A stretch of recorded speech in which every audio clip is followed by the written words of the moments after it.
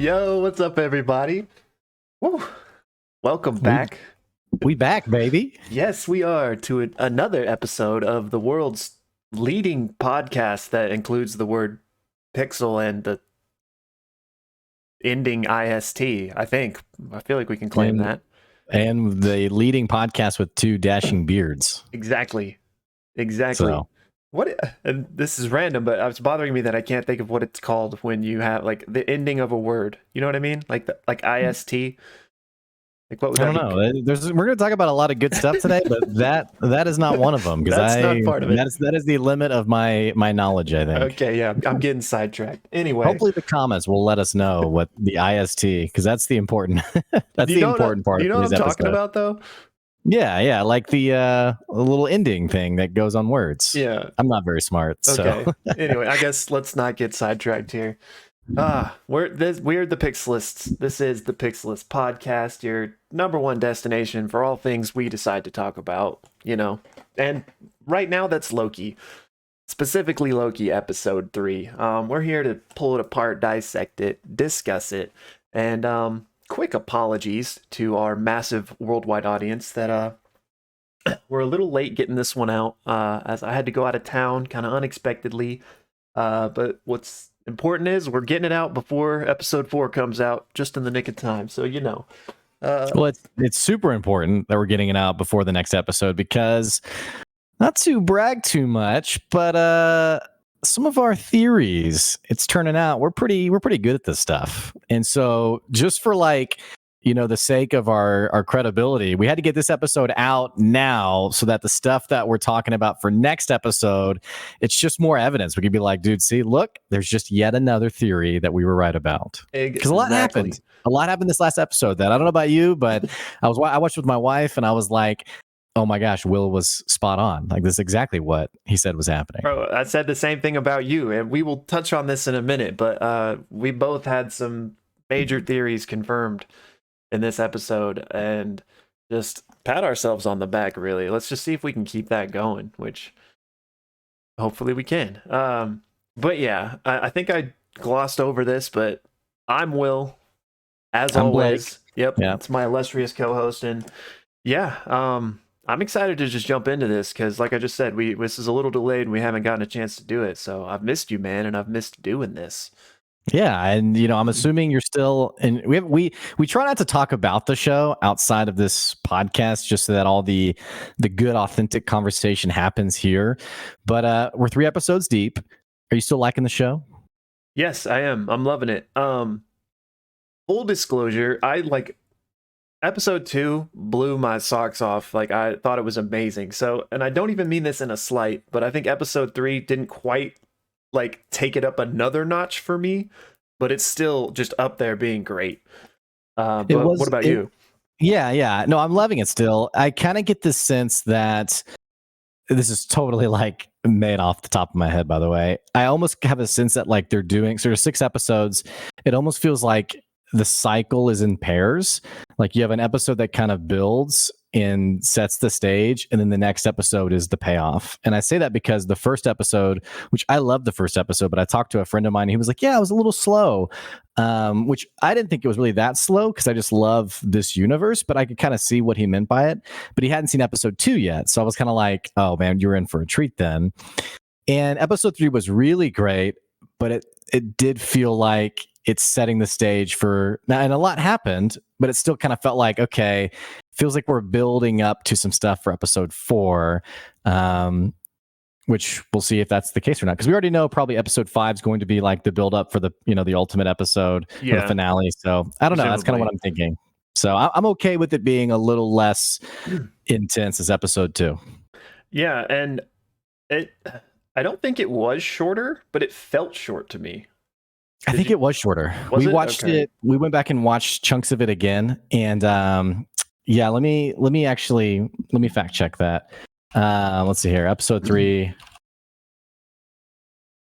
Yeah, it was shorter. Look at this. It was on the 41 fly. minutes, about 10 minutes shorter.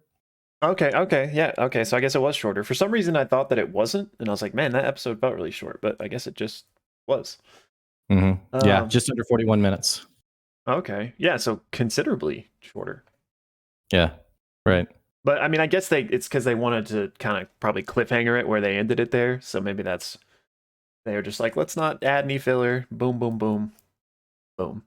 Anyway, I guess since we're already kind of getting into this, let me just give a quick recap of the episode. I don't know why you would be watching this if you hadn't seen it, but here it is, your spoiler warning. We're about to, jump into this stuff. So yeah, beware.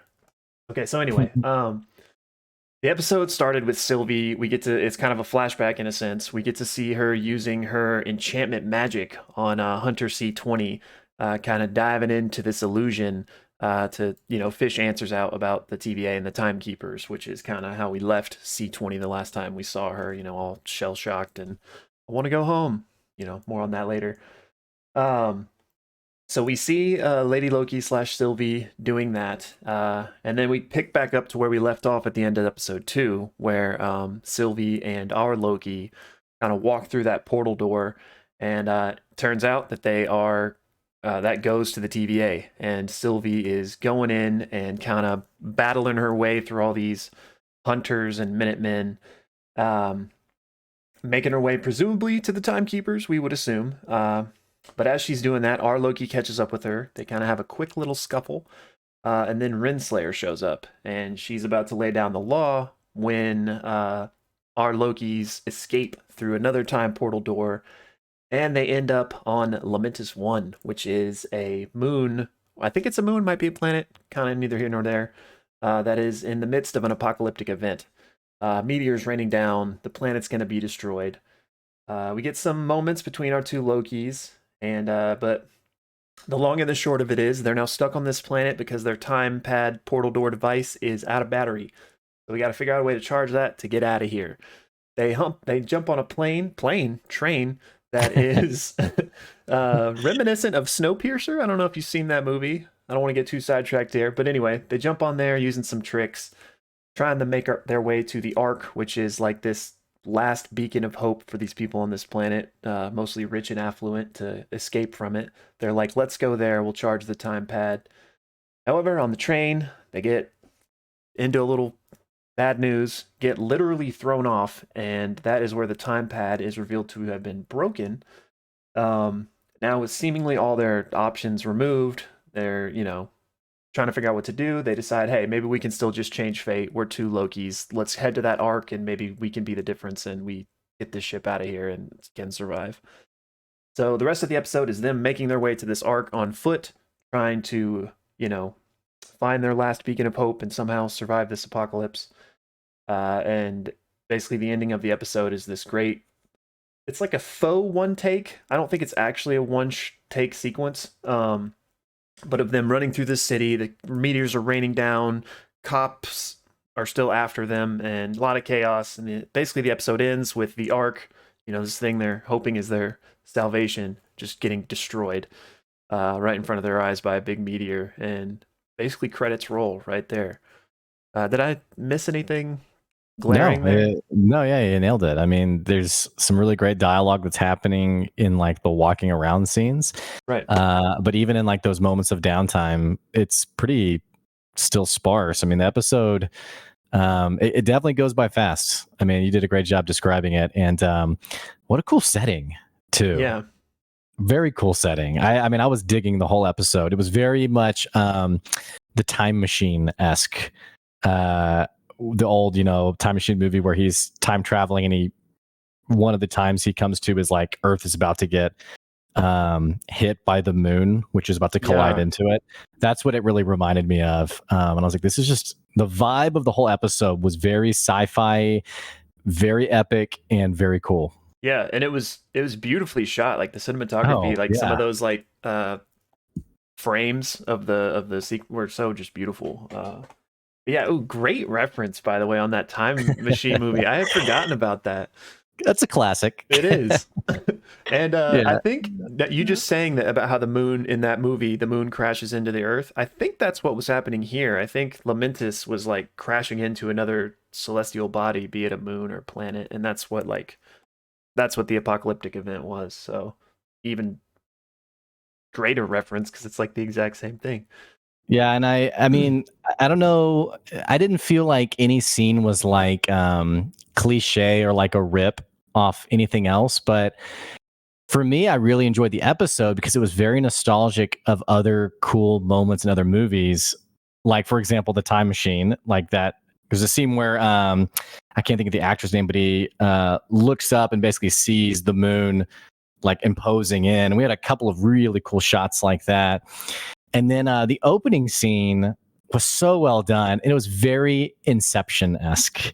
Yes. Uh, Very Inception-esque. And that, I mean, them just kind of replaying the scene over, and you have no concept of how long Sylvie's been in this woman's mind, but just like she's kind of like trying it again and again and again until she finally can unlock the information that she's looking for.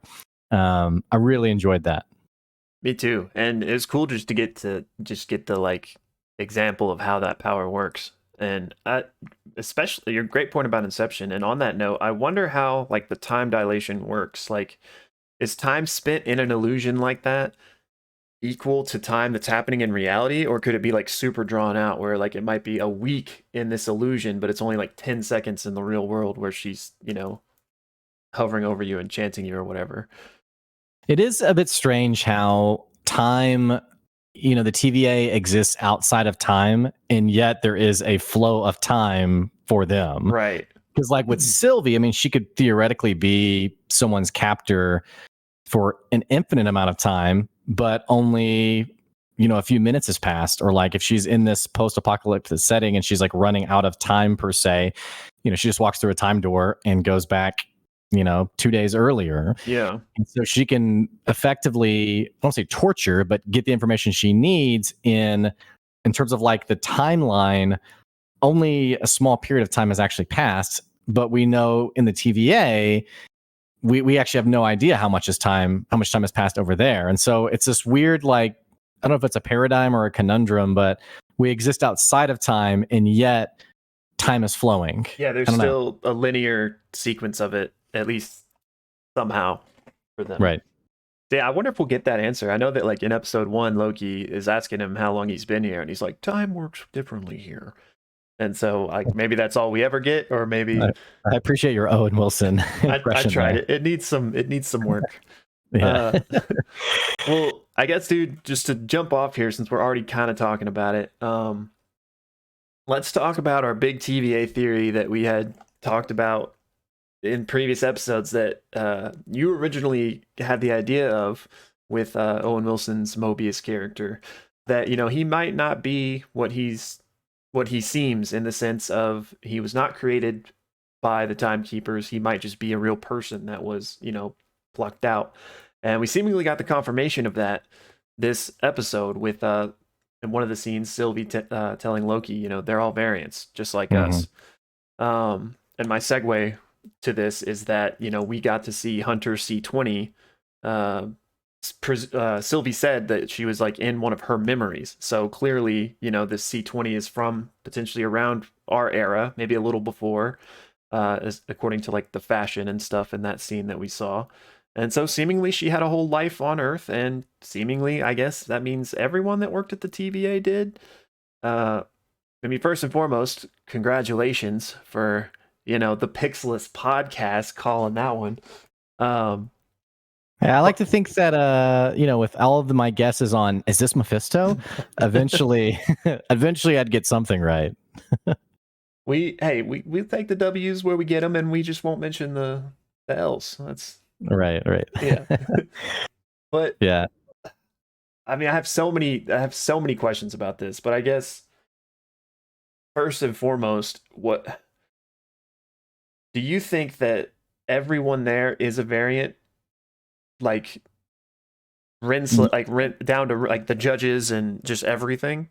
Yeah, I think so. I think that for the Timekeepers, it's basically free labor. It's like these people are going to get disintegrated because that's how we do it.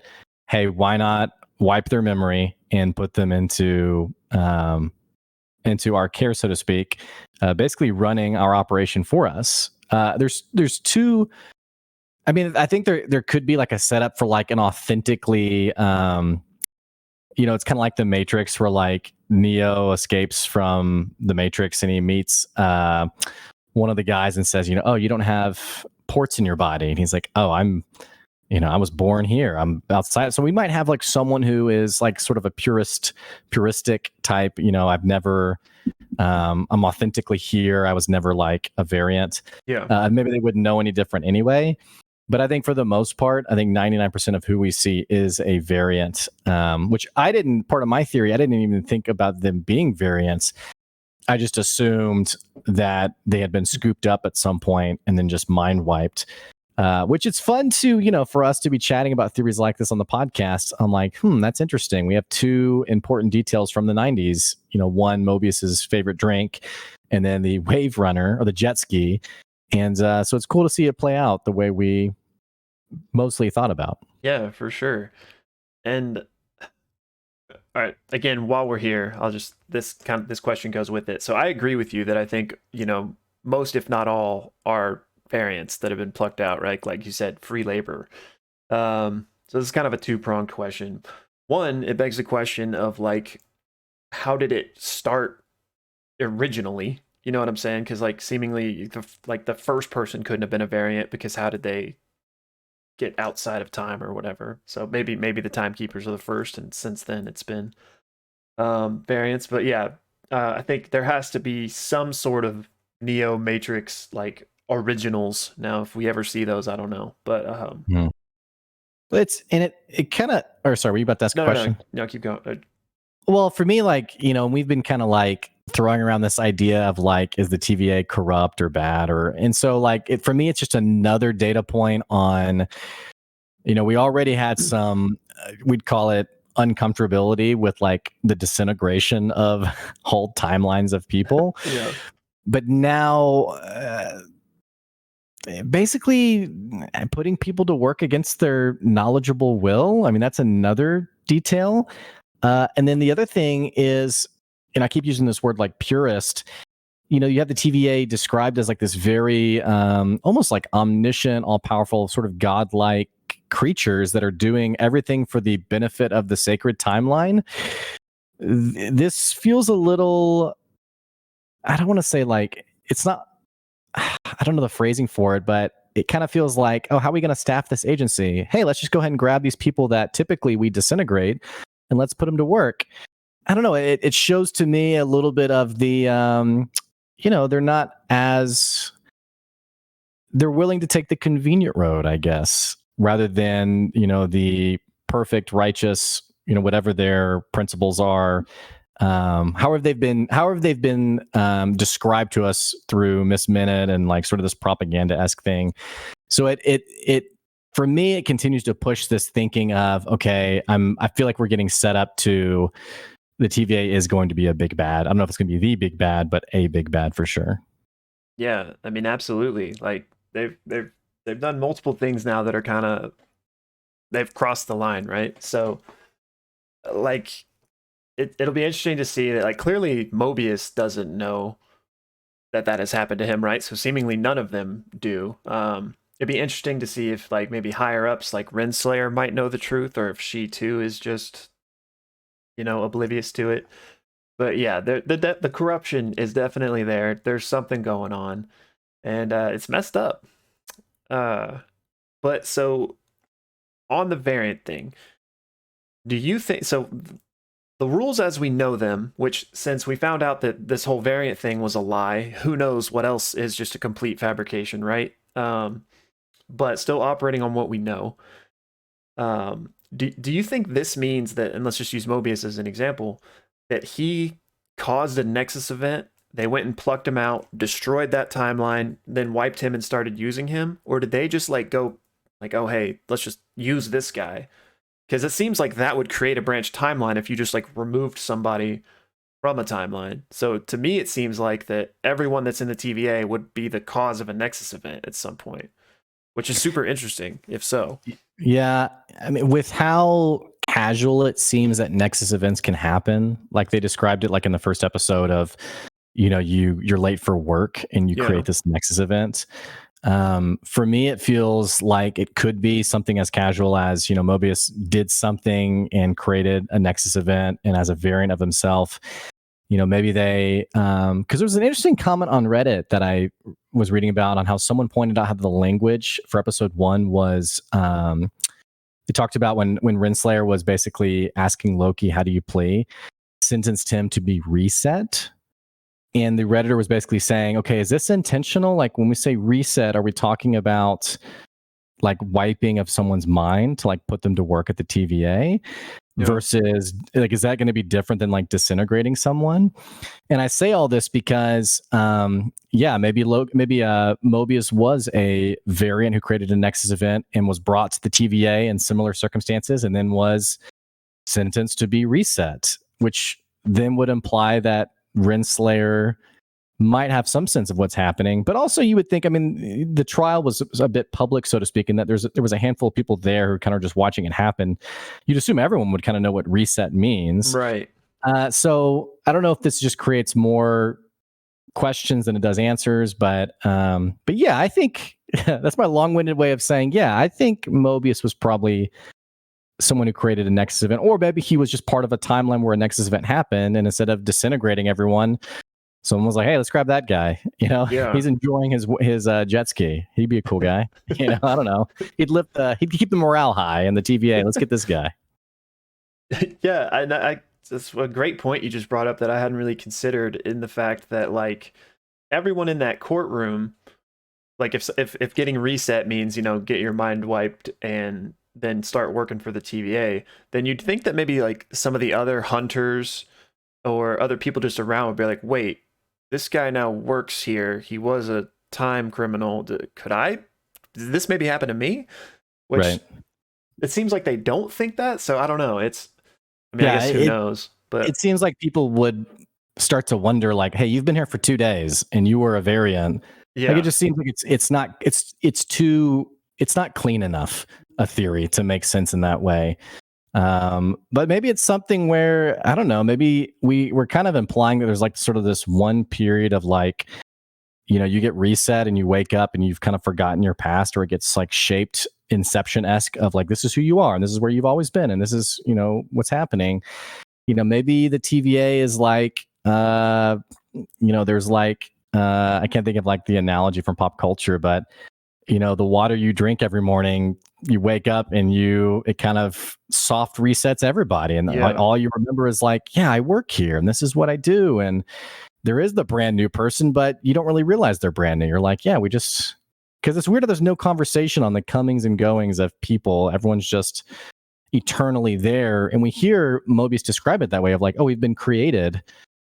Which I mean, maybe that's the way they wave it off is, hey, this is so-and-so. And yeah, they do look a lot like that variant who we brought in, but he was just created by the Timekeepers. Maybe that's how they explain it away. I don't know. yeah. And it's a good point about like the something in the water, or just some mechanic that like constantly resets things they don't want them to know, which could maybe even play into how Mobius like didn't remember about the coasters. He's like, and she's like, you are the one that left all those stains. Like maybe that's something else that's been wiped from him, like certain meetings that he's had with her or something. I love that answer. Yeah, that makes a lot of sense because we talked about in episode 2 how it was a bit strange that there was such a, I mean, it could just be a shot where they were just kind of, for like humor's sake, oh yeah, here's all the coaster stains or the drink stains, but it almost lingered enough to make you think, okay, hang on, what's going on here? And that would make sense if he's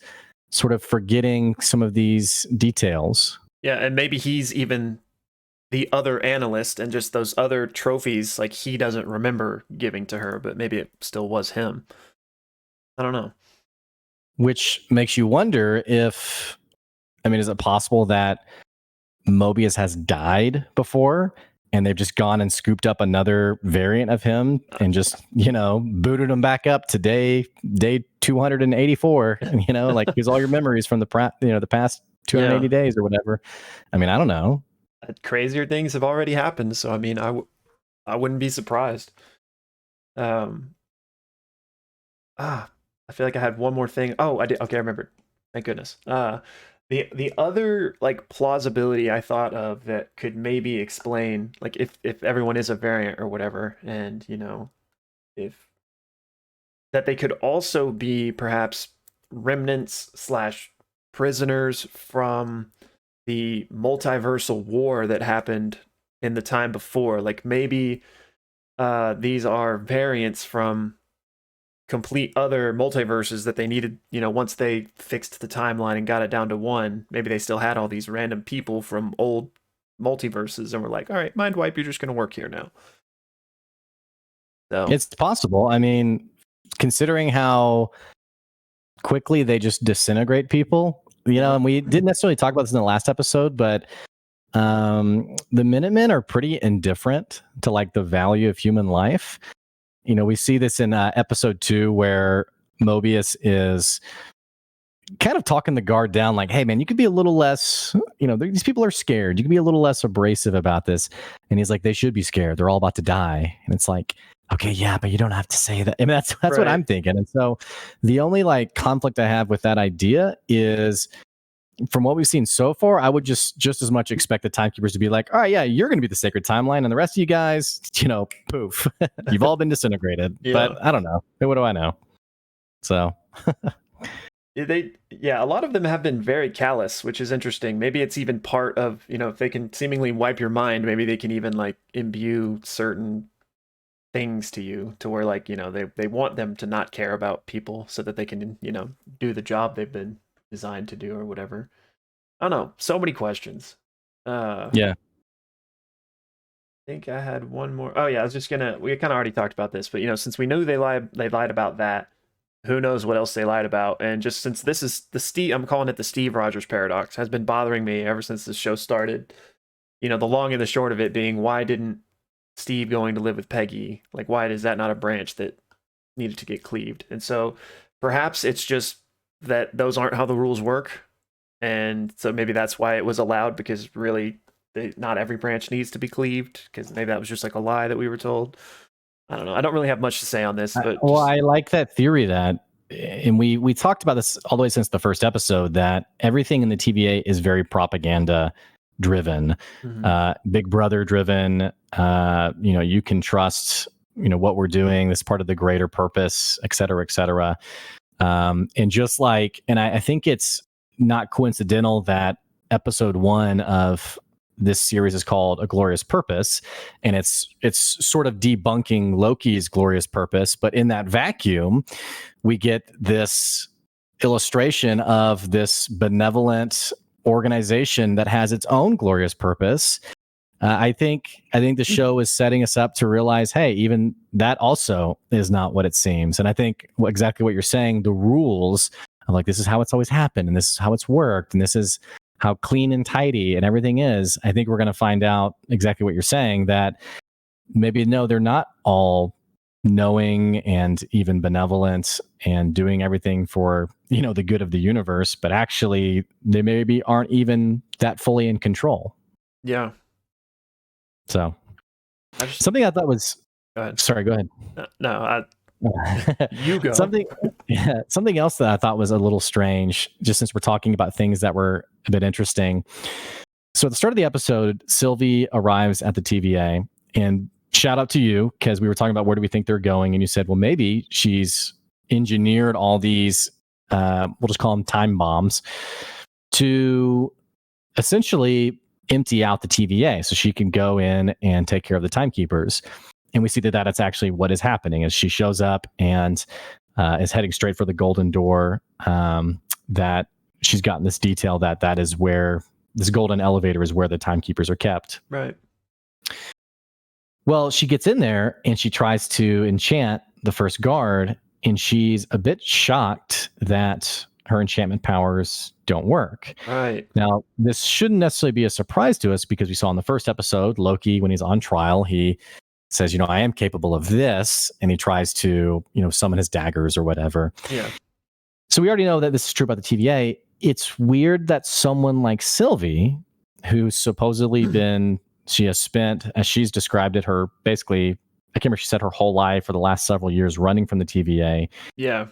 That she would be so unaware of how this place works. It's a pretty big detail that I guess I'm just a bit surprised, and it makes me think that I had a previous theory that maybe she had been there before and escaped or something. where she clearly has probably never been here before. Yeah, I was gonna ask you this exact same question because that was weird, and they even specifically took the time out to show us in the show that was the case, right? So super strange, and she does say her whole life when running away from the TVA. So you would think that she would have at least spent some time there, in which case she would have known that already, right? Which another little interesting thing about this is like when we saw Loki try to summon his daggers or whatever, he just like was flexing and absolutely nothing happened. But when she tries to enchant, there's still that like green flare of magic, like that still appears, but then just nothing happens. And so maybe that's just like I'm reading into that for no reason. But part of me wondered like, okay, like why did it like we didn't get any hint of magic when Loki tried it, but she at least got something. So like I think it's cluing the audience in because like we're associating powers with like visual cues. And so like Loki, we've seen him do like the pose like dagger summon.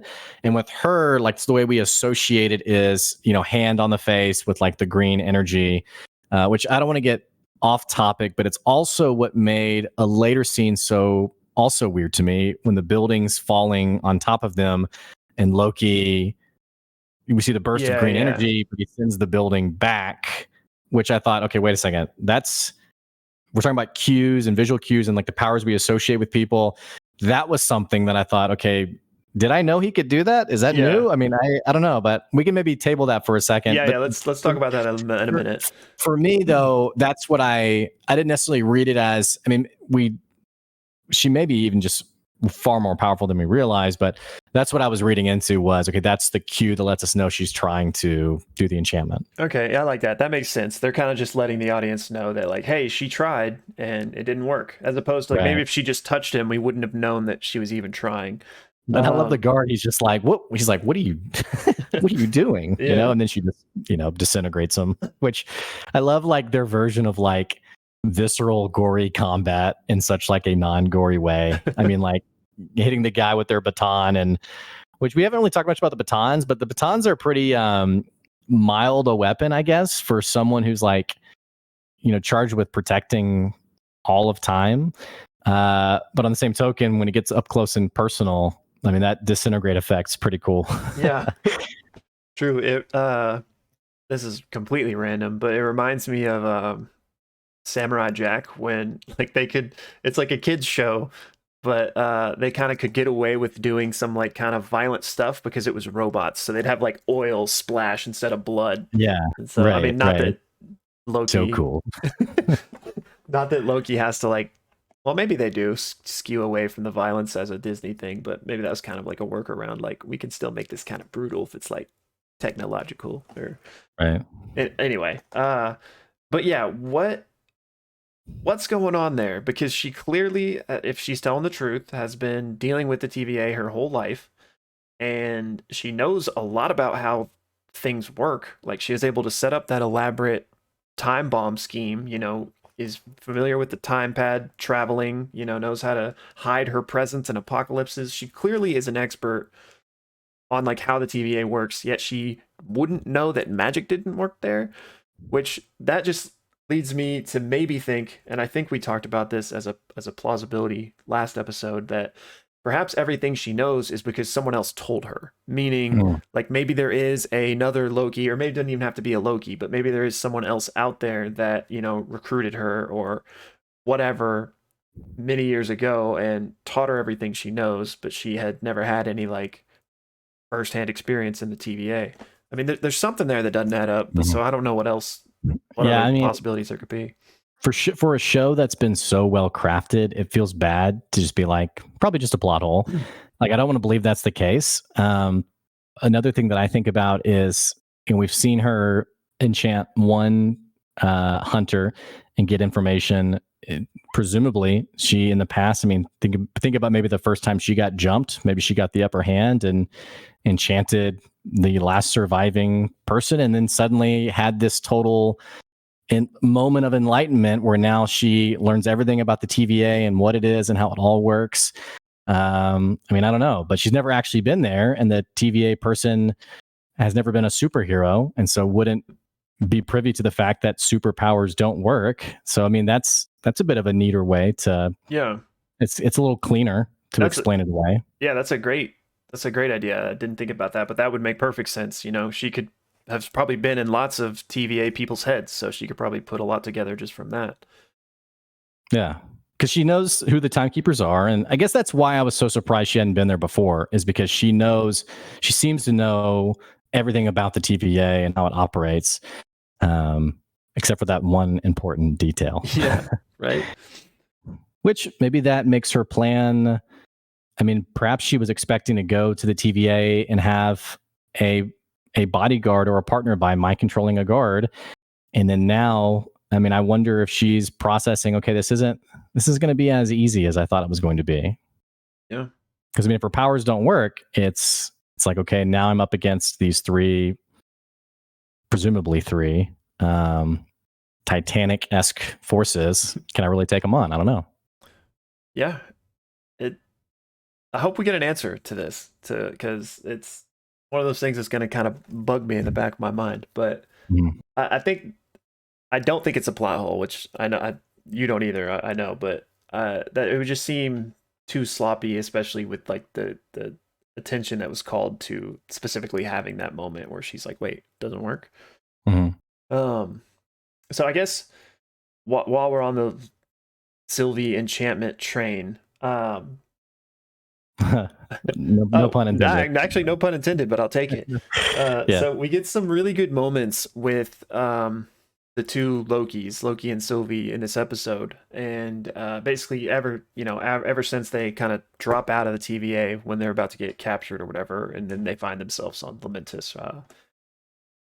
The impetus being that the time pad is out of juice, so they must find a way to fix that. So they're kind of stuck with each other until then. Wasn't that also kind of weird too? That like this super futuristic place, it's out of batteries. I don't know. That felt so cheap to me, but like I don't know. I'm also trying to be like, okay, there has to be, but that again feels Mephisto-esque. Which for the listeners, I've made that joke twice now. What we're referring to is how with WandaVision, there were so many breadcrumbs to, okay, what does this mean? What does that mean? And everything was driving on Reddit, on social media. People kept referencing this really important character in the comics, which is Mephisto, who's sort of the nemesis or this great evil character opposite the Scarlet Witch. And so we kept thinking that Marvel was trying to introduce Mephisto, and it turned out they weren't at all, as far as we know so far. Yeah. And so it's now we're kind of using it as this an explanation of when we over analyze things. But so I'm not trying to do that here. It just I mean, we already have the scene where Loki's like amazed by like, and Mobius says like it's not magic. Like this is how futuristic we are, and yet the device is out of battery. I don't know. Yeah. It's so weird to me. It is weird. And well, okay, I don't want to get ahead of myself, but agreed that is very strange, and maybe they just needed something to move the plot forward in that way, and that's what they came up with. But it does seem kind of lazy, if so. But well, maybe is this the one that Sylvie's been holding on to for like a while? Like maybe the devices like stop gaining energy when they're not in the TVA, and she's had it for a while. I mean, I don't know. I mean, presumably it is like hers that she's been using, because it has all the saved apocalypses in it or whatever. So yeah, I mean, maybe there, we solved it. Yeah, we did it. There's not infinite energy, so at some point it had to run out, and it did. But so in that, when they first get there and they're in that little hut, like right when they get to the planet, we get that scene where she like kind of grabs his head and seemingly tries to enchant him, but he's Loki. He's very mentally fortuitous and does not succumb, right? And she kind of I don't know if it's that scene or maybe a little bit later, but they kind of talk about their powers, and she explains to him how it works. She's like, the feeble-minded, weak-minded people, I can just get in there, use their memories, cast illusions, yada, yada, yada, just like we saw in the opening of the episode. So as we know, the episode progresses. The time pad not only needs a charge, but it ultimately gets destroyed, and that's kind of Supposedly. right. So that's what I'm getting at. Is do you think that one one of them, and there's kind of arguments to be made for both, did successfully enchant the other, and we are seeing in this episode an illusion play out? I think this is what's going to turn out to be so fun in the next episode, because this feels so heavy-handed to not be the case. And it's one of my favorite theories that I've been reading on Reddit is, so yeah, and she explains how enchantment works, because Loki's sort of excited around like, ooh, this is a power I don't have. Like, how does this work? And she explains, yeah, the feeble-minded, I can just create these illusions of their memories. But then the other part of it, she says, for those who are stronger-minded, she has to create an illusion that they're present for. Like they don't, it's almost like, again, Inception, like where they don't realize they're actually asleep. Like they think that they're, you know, living their life just as their senses make them think they are. Right. So one of my favorite theories has been that opening moment where they arrive at Limitless One. She tries to enchant him, and suddenly he's like, we have sort of like that, oh haha, why would you try that on Loki? That's the hero of the show. And he's like, even says, are you trying to enchant me? That's not going to work. But maybe it did work. And maybe everything we're seeing after that moment is this fabricated, what have you. I don't know. Because it does, the scenery does change quite a bit. I mean, they start out in like this very mining-esque sort of desolate area. And the end of the episode's totally different. It's this sort of glimpse of this, I don't say metropolis, but like a bustling, futuristic city that's in chaos. Very different. And so for me, it feels like there could be a enchantment happening there. And the other part of the theory is on the train, Sylvie says, I'm not going to sleep because I don't trust you, basically. And yet she falls asleep. Yeah. And she wakes up, and that's where all hell sort of breaks loose after that moment, which, yeah, it kind of makes you wonder, okay, is Loki messing with her? Did Loki maybe even learn how to do enchantment? And would it even be a paradigm to say they're in each other's illusion? I don't know. That would be interesting. But yeah, it does, to answer your question, it does for me feel like something like that's happening. What do you think?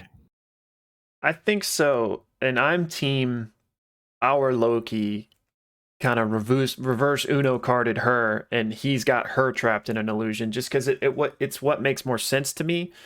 In that, yeah, there's that scene where she's asleep, which she just said she wouldn't be, and then she wakes up. And basically from that point on, a lot of weird things happen. The first of which being that he's just no longer in disguise. Why would he drop back to his variant, costume? That seems really dumb. And I guess the excuse is that like he got drunk, but still. And then he also, since that point, that's when actually, you might have to correct me here. I don't remember when their conversation happened, but they both kind of opened up to each other about like, he's talking about her mom, he's like, oh, you knew you were adopted. Like they're kind of being more forthcoming, which I think if one or the other is enchanting the other, that's the reason, right? They're trying to bleed information out of them. But I think it's him enchanting her because one, she told him how it worked. So, we know he's a capable sorcerer. And so perhaps he just from then on was trying to do it. But yeah, the costume change, then losing the fight to those just random train guards. Like these are two gods. Like I don't think they're just going to get, and again, he was drunk. Like I just don't think that's going to happen. And the kind of main thing here though is that once they get thrown out, oh, the time pad got destroyed. No, I don't think so. And right. So I think that's him. And it's also the illusion. Like when he shows her, it's in his hand, which in the episode we saw like 4 different times him create an illusion in his hand. So like, I think that is an illusion within the illusion. And now he's got her where he wants her because she thinks, oh, all of our options are gone. He can kind of maybe bust through her walls a bit, find out what he needs to find out if she thinks that they're kind of, out of Mhm. options, as it were. Um, I didn't. So I'm definitely, I've been on the bandwagon of the device isn't broken, and I think he's definitely playing her to. And we hear him say, or they both say to each other, like, "Can we trust each other?" Like, yes, yes, yes, you can. Especially as they're going into the city where the Ark is kept. Can we trust each other? Yes, we can. And knowing Loki, I mean, this has been set up since episode one. You've literally stabbed people in the back like 50 times. He's never trustworthy, right. even by his own brother, right? And so him showing the time pad, I think it's definitely, it doesn't make sense for it to be broken, because I mean we know that he keeps things in other like pocket dimensions and things like that, and so like Right. it's not like in his back pocket, right? Exactly. Like where the fall would break it. But the thing that you just said that I didn't piece together is I'm thinking of just how well crafted and how well shot this show is. They show him earlier doing the fireworks in his Hmm. hands, and like we know it's not real, but it's like this sort of just like, yeah, this is what I can do. It's so fun.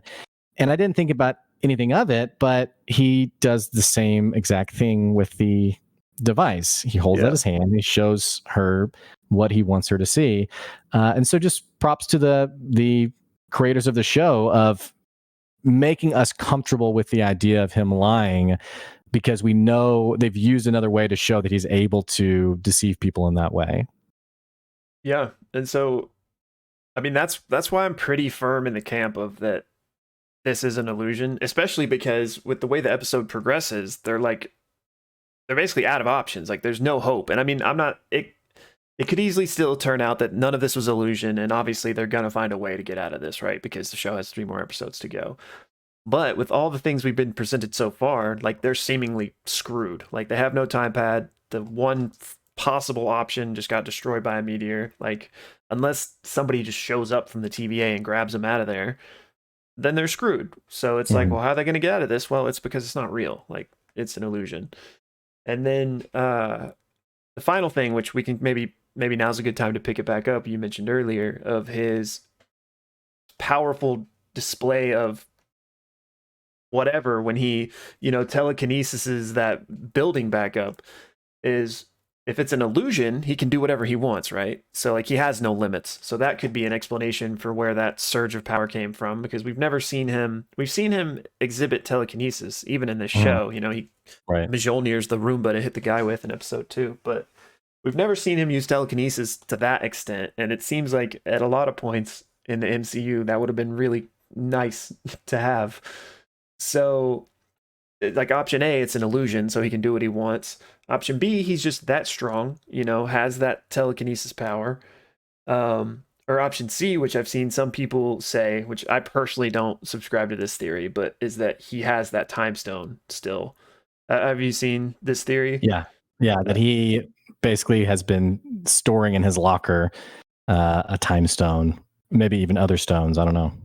and I mean, yeah, that could be an explanation, but for me, I just don't like that because one, like there's so many other times he could have used that. Like, why, like, use it and go back before the time pad broke. You know what I'm saying? Like, why then and there? And there's also no visual cue, which I mean, if they're wanting this to be some big reveal that he has a time stone, I guess they're not going to have the spell green energy of the time stone so they can, amp up that reveal. But I just don't know. And there's also like, this gets into kind of confusing territory because of the events of Avengers Endgame, but it was my understanding that Infinity Stones only work in their reality, or in their reality might not be the best way to word it, but at least in the comics, like time Infinity Stones from like other alternate dimension universes and stuff Mhm. don't work when they're brought to another one. So unless he just Well, happened to be in the same one that stone was from, yeah. I mean, in Endgame though, they go to another. yeah, that's I that's the mean, that's the part I don't really get. So maybe they the go rules are grab. different. Yeah, they go grab stones from another time and bring it to their present time, and it seems to work, right? So Yeah. maybe it's like only certain circumstances that it can work. I will say it does feel like a bit of a cop out for it to be the time stone. I will say the time stone is green energy. Loki's energy is green, and we see this burst of green energy that we assume is Loki's power, but could theoretically be the time stone. Wait, It there's whenever energy he in that scene? Yeah, there's a green. There's like a green barrier that he creates above him before he sends it back. Oh, I did not notice that. See, I didn't think there was any visual cue. That's Yeah, why. so that's why I assumed like, oh, Loki's really powerful. Then I was reading some of the theories on Reddit of like, oh, this could be the time stone, which is also green. Okay. The only thing though is, excuse me, the time stone, we've always seen it work almost like a clock or like a dial, like where you turn it. He's obviously not doing that. Mm-hmm. Which, maybe again, that's just how they always wrote it out to be used. But it is interesting that the building gets put back, and I haven't done like a shot by shot detailed like deep dive on it. The building appears to be like not just put back, but undestroyed, like whole again, which it's so fast, it's kind of hard to tell. But if that's the case, then it does seem like the time stone is being used in play, because this building getting wrecked basically gets reversed. I don't know. I think the thing we can agree on is that it's a bit strange him being this powerful and not having used something like this in a previous battle. That feels really strange. Yeah. I need to go back and look at the scene because, like I said, I didn't even notice the green energy. I thought that scene was absent of all energy. Well, maybe I'm wrong. Maybe I need to go back. No, I mean I'm probably wrong. Only reason I'm saying is we watched. You mentioned in our intro how it was one take. We went back and watched it again because we just really like one takes. But we were also like pointing out, okay, there's the cut to give it the illusion of a one take, which happened a couple of times. So that's the only reason why I'm remembering it as there being green energy, but maybe I'm wrong. I don't know. In any case, I need to go back and watch it because I'm very interested to see like if there are more clues there to like, does it literally go back and like not that it was even rubbly, but I wonder if even pieces of the building are going back. Because I mean, if so, then it is the time stone, right? But I don't know. I'm currently still camp. It's an illusion, and so that's maybe why he has the boost in power, as it were. But because I also just think that like we just had the Infinity Saga, like they kind of had the paperweight joke, which so maybe there is something to do with the stones, but it kind of feels like we're done with the stones, and it would almost be like, oh, we're going back to this. Like let's go in a new direction. But yeah, going back to the stones feels like it feels cheap in a sense of you've written yourself into a corner and you're not sure how to write yourself out of it. So it's like, okay, where do we go from here? Oh, well, he has an Infinity Stone. Like it feels like we're kind of done with that, like you said. So it does feel weird to go back to, here's a stone again. Because I think that's what made that scene so great when the analyst is like, oh yeah, we have them for paperweights, is it's letting the audience know like, hey, we're done with these. Like we're not like the chase for power, the excitement around these stones. Like that's the old saga. We've moved into an entirely different world where the stakes are totally different. So it does feel weird to go back to it. Yeah, I completely agreed. And so I know I kind of just spewed a lot on my thoughts there. Are you where are you landing with what you think's happening there at the end, or even like, are you team like you think it's an illusion? I do think it's an illusion. I think it's an illusion, or it's both, that there is a stone being used in some way. I'm like 70-30, just an illusion, and then like 30% maybe like a combination. The reason I think there's an illusion happening is, so the Ark gets hit by the meteor, which is this really awesome scene. And what a great outro too. Like the music plays, Loki's seeing it happen, and then Sylvie, I don't know. I'm assuming she's going to like a bar to get a drink or something. I mean, she just turns and walks away. And for me, it feels like Loki's going to go over and be like, okay, hey, I've just been messing with you. We're good. That makes more sense to me. I don't really like the idea of them being saved per se by like Mobius appearing, because even though like we as an audience, we're starting to understand more of Sylvie and become more comfortable with Sylvie, nothing's happened to develop her character in the eyes of the TVA. She's still like this evil bandit or criminal that they're trying to get after.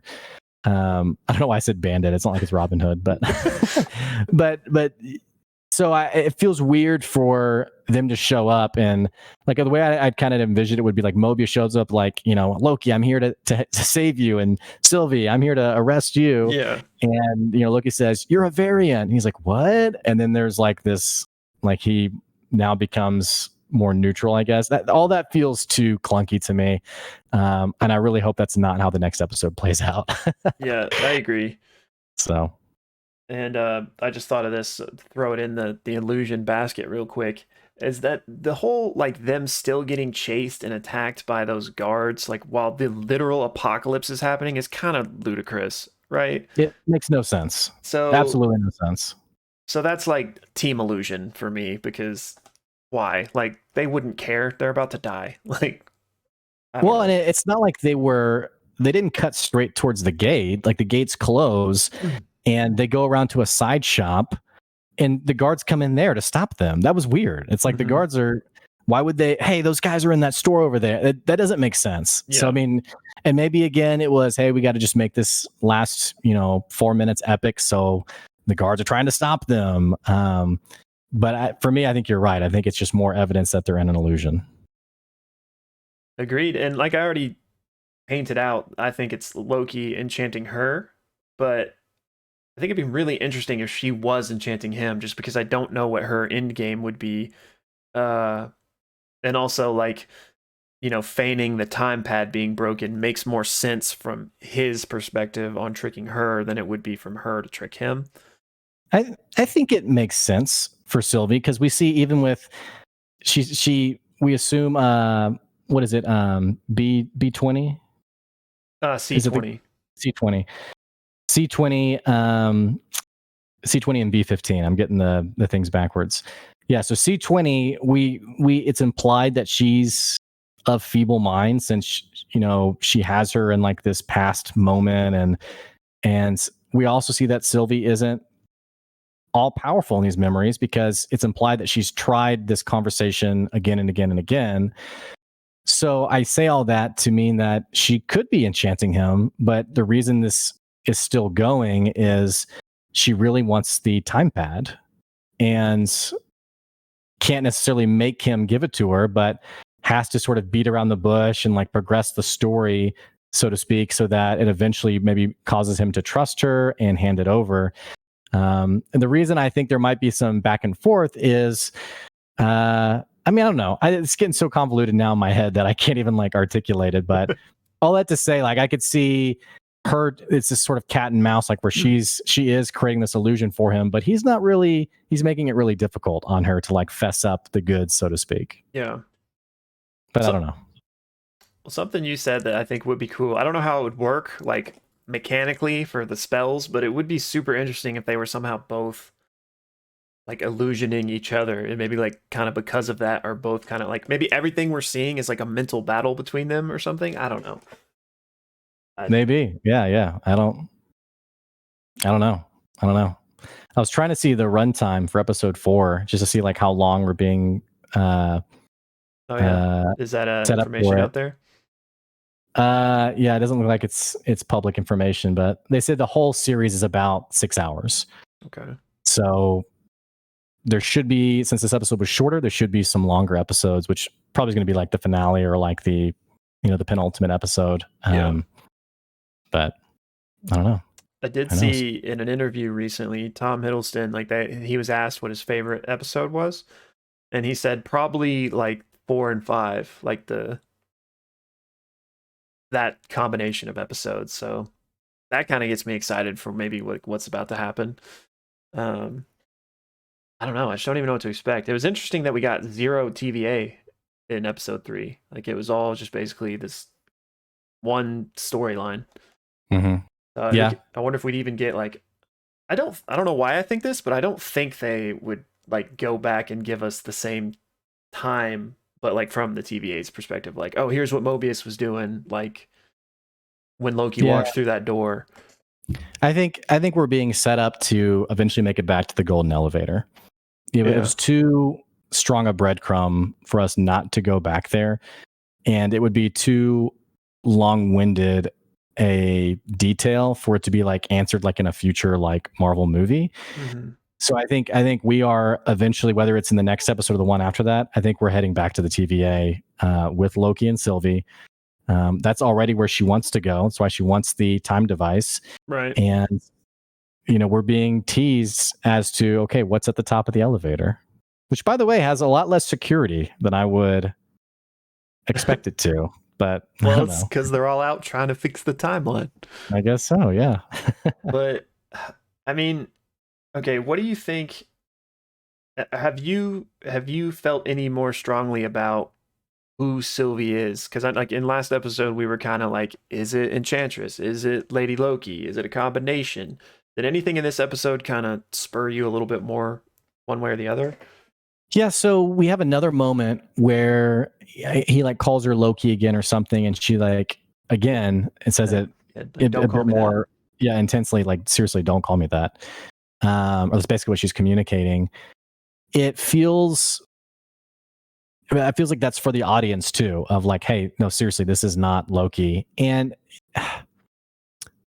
then again, like the conversation in the train car over like their past, like where she knows she's adopted, like Hmm. things like that sort of imply to me that she is more Lady Loki than she is Sylvie. But like her insistence on not being called Loki, that's weird to me, because I Yeah, mean she's been chased by the TVA her whole life. So at some point she just decided not to be Loki anymore and to be Sylvie. Like that, those details are strange. And yeah, so that's why I'm more on like a theory that you've mentioned on maybe she was like trained and taught by Loki and sort of took on his persona um, for whatever reason. I don't know. Or maybe it's, and I've seen this theory a lot, that it's they've created a combination of the two, and that's what we're getting. yeah. So we'll see. I don't think it's explicitly, I definitely don't see it as being just a purely Lady Loki. I think it's either a combination or explicitly Sylvie. Okay. What about you? Um, I kind of am still team like combination. I think that I'm leaning more and more toward the fact that they might have taken the inspiration from Sylvie in the comics, where, it was this girl imbued with powers by a Loki. So I feel like that kind of adds up for some certain things we've been seeing, one of which being that she seemingly had never been to the TVA, Mm-hmm. but she knows so much about it. So to me, that says somebody taught her. And I think it would maybe like in this hypothetical theory, there is another Loki that has trained her. Let's just use that word. And that maybe she is now taking on the mantle or whatever of Loki to suit her purposes against the Mm-hmm. TVA. But maybe she even kind of like really resents or is even like actively against the Loki that trained her. And so maybe that's why she like hates being called that, because she's like, I am not him. Do not like associate that with me, even though on the same token she Mm-hmm. is like cosplaying as him essentially. Yeah. Yeah. I mean, maybe her life on the run, she blames her Loki. I don't know. Right, yeah. So I think it's probably something like that, but I think it could still like she could still be a Loki variant and that still be true. Like maybe Mm-hmm. a different Loki went and started manipulating a younger female Mm-hmm. Loki variant from a young age or something. It But it does seem like their history comparison implies more of a Loki variant, because they're pretty much just comparing like, oh well, I knew I was adopted, and yeah, I mean agreed. my so, which I don't know if there's any like breadcrumbs there, that like any like certain lines there that it's like, ooh, what does that mean? Hmm. I don't remember anything in particular from that other than just noticing how different it was. Did you pick up anything from that conversation that made you think anything from that? I mean, not really. I mean, I thought what you thought, that like that kind of made me think, okay, she is a Loki variant as opposed to not being one. But I mean, I guess it could always just be that she's being tactical and like manipulating him there. But I kind of got from that scene, which I think they're both trying to kind of manipulate the other on Sure, different levels, right? sure. But I kind of got that she was kind of, and kind of back and forth. They were kind of empathizing with each other, right? And especially him toward her, because she's like, I didn't have a relationship with my mom, and that's like one of the most precious relationships our Loki has, right? Right. And I think she also, if the theory about her being groomed by another Loki is true, I think that she probably hates Loki's in a lot of ways. And I think that she kind of seeing this more empathetic, soft side of our Loki talking about his mother and, talking about this maybe was like giving her a, oh, Mhm. maybe they're not all like the one I know. And Yeah, I don't really right. know where I'm going with this, but I don't know. I thought they both kind of were softening on the other Mhm. in a realistic way, more so than just a manipulation way, even though I think they were being Yeah, and manipulative. I think that's what's kind of fun about watching their back and forth is I think part of you knows like, oh, they're bonding. And in Marvel, they do a great job of taking quote villains and making them incredibly relatable. So I think part of it's that of this person who has been presented as the big bad evil for the show, for the season of the show, is actually pretty relatable. But then on this other side of it of like, yeah, you kind of wonder how much is pure honesty, which we've seen this Loki. We know he's being forthcoming.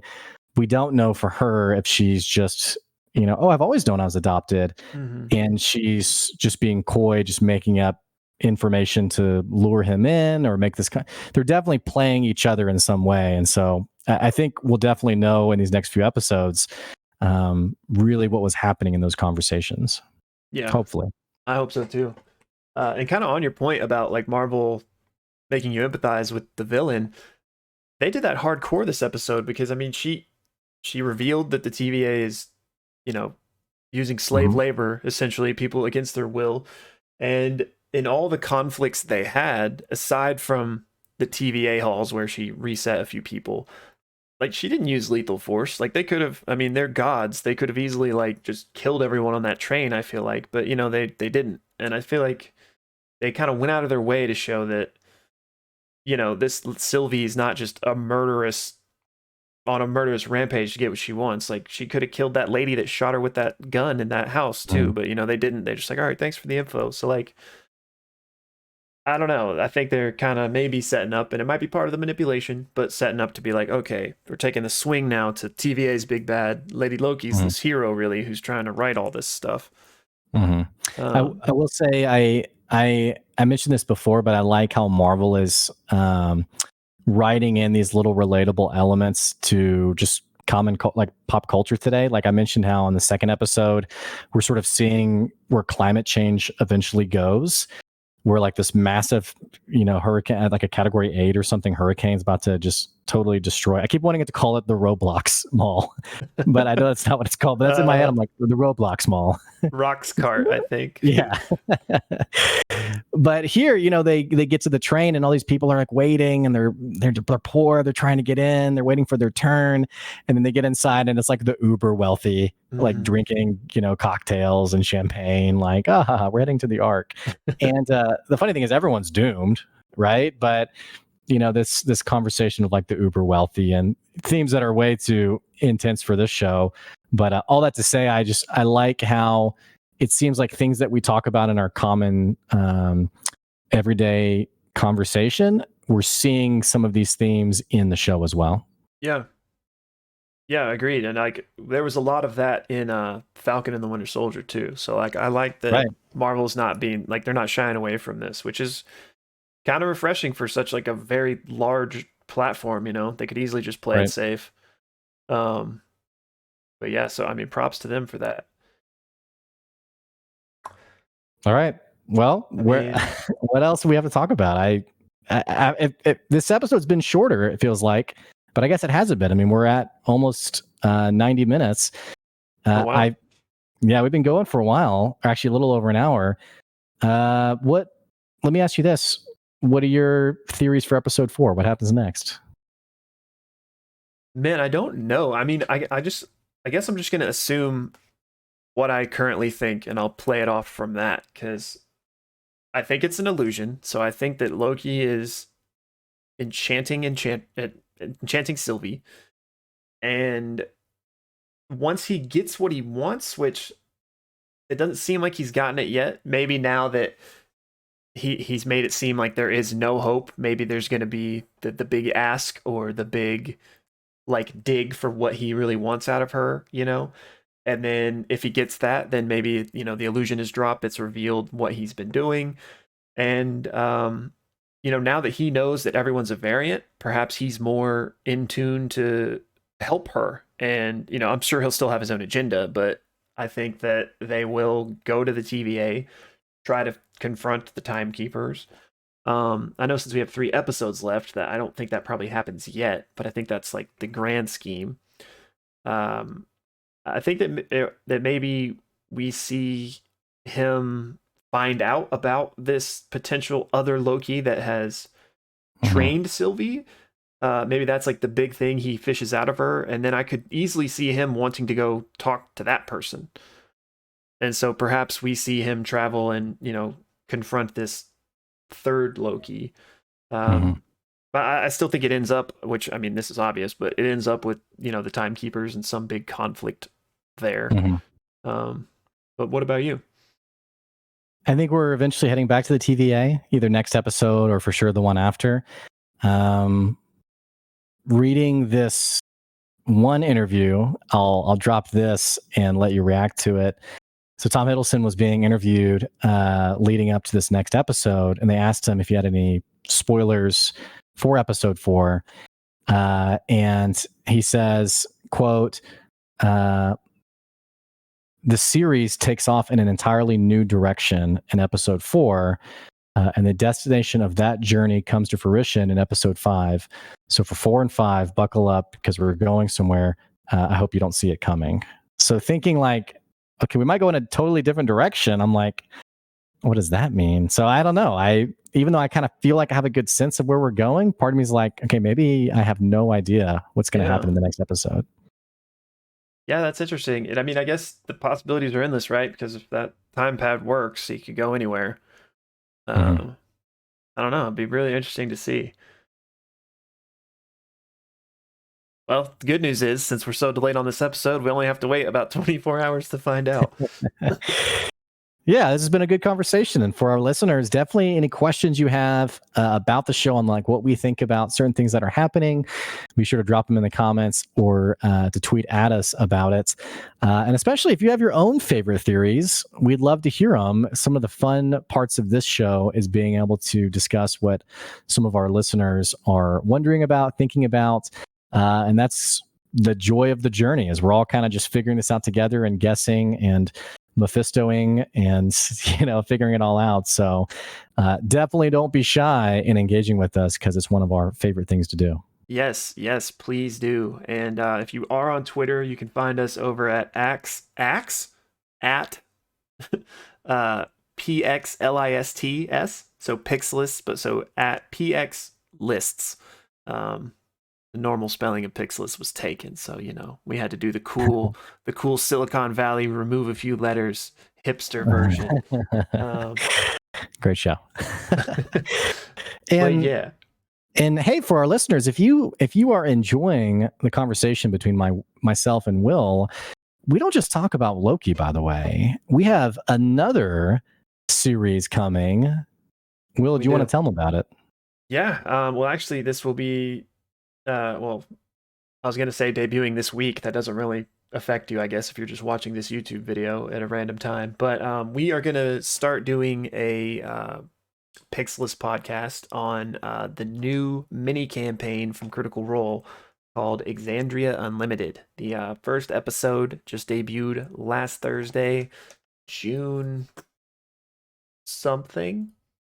Bad at dates, 24th. So that's your date reference if you're watching this at a weird time. That's when episode 1 came out.